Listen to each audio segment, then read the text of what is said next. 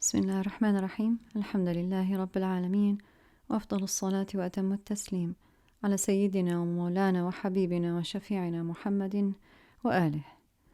This is day 27 of Ramadan with Rasulullah sallallahu alaihi wasallam. The speed principle. The reality of the temporal world is a race to nowhere, like the hamster wheel, an exercise in futility. As Ibn Ata'illah says, advising the one who truly desires progress on the spiritual path, لا ترحل من كون إلى كون. Do not travel from a created thing to another created thing. ولكن ارحل من الأكوان إلى المكون. But rather, travel from the creation to the creator. Did we feel that life slowed down during Ramadan? Did we feel that was a loss? Perhaps this is a sign of our living our lives traveling from one creation to another, never actually making headway. Perhaps we are buried alive in our worldly activities, running at the pace of modernity from the temporal to the temporal, never actually tasting the celestial. The connection between Laylatul Qadr and the Quran is known. It is the night in which the entirety of the Quran was transferred from the preserved tablet in the highest heaven to the lowest firmament. But why should this lead to 1,000-fold increase of reward? In this we find tremendous tarbawi lessons. Progress in the celestial world travels at the speed of light. Abu Sa'id al-Khudri narrates that Rasulullah sallallahu alaihi wasallam said, "Whoever fasts a day for God's sake alone, Allah will distance his face from the hellfire 70 autumns.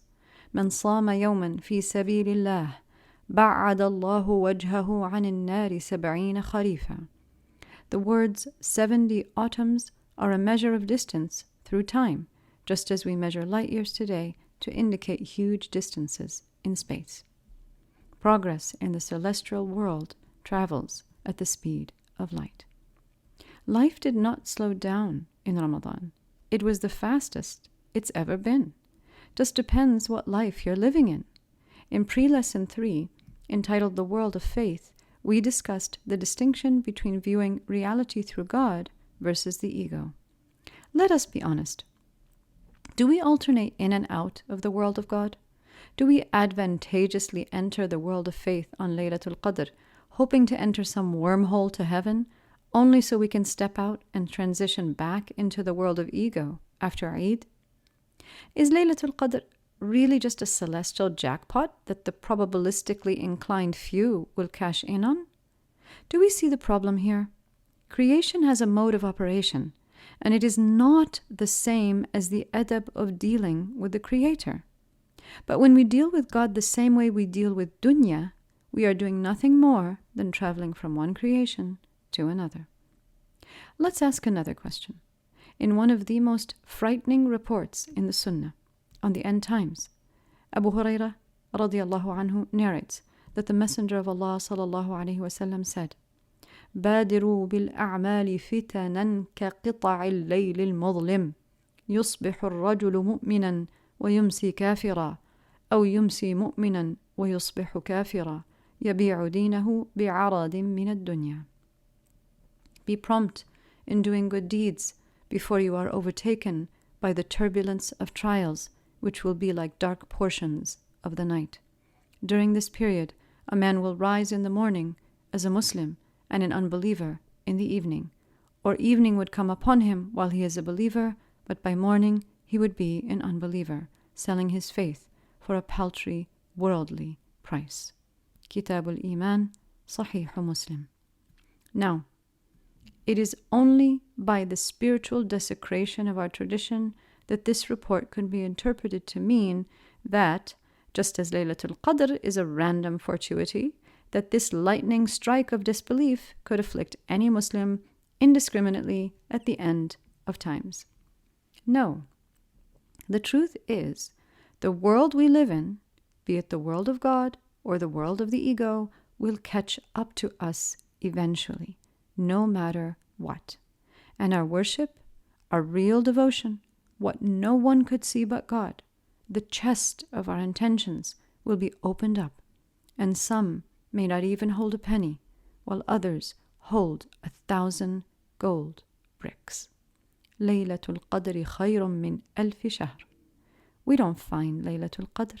No, Laylatul Qadr finds us, no matter how hidden we are.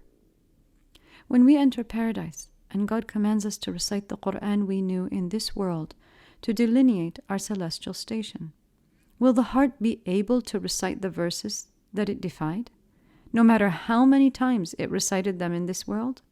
No, it cannot be so. The speed principle is very simple. It says, you will travel to God at the speed of your soul. The ego trudges through reality, its clunky gears precluding introspection and progress on the path. Ibn Ata'illah likens it to a donkey mill. Fasting slows it down even further, forcing it to a different mode of existence. So the heart takes over, exiting the circular delusion, seeking the straight path, as-siratul mustaqim, making a concerted effort to move from the creation to the Creator. Consistently, throughout the month, the heart traversed the world of faith, reaching the light speed of the soul. If this was your mount during Ramadan, and your horse became a thoroughbred, then don't you worry for a moment, for God says, إِنَّمَا يَتَقَبَّلُ اللَّهُ مِنَ الْمُتَّقِينَ. Certainly God accepts from the people of taqwa. Laylatul Qadr was never a lottery. Don't bet. Keep running. تقبل الله منا ومنكم وصلى اللهم وسلم وبارك على سيدنا محمد وآله والحمد لله رب العالمين.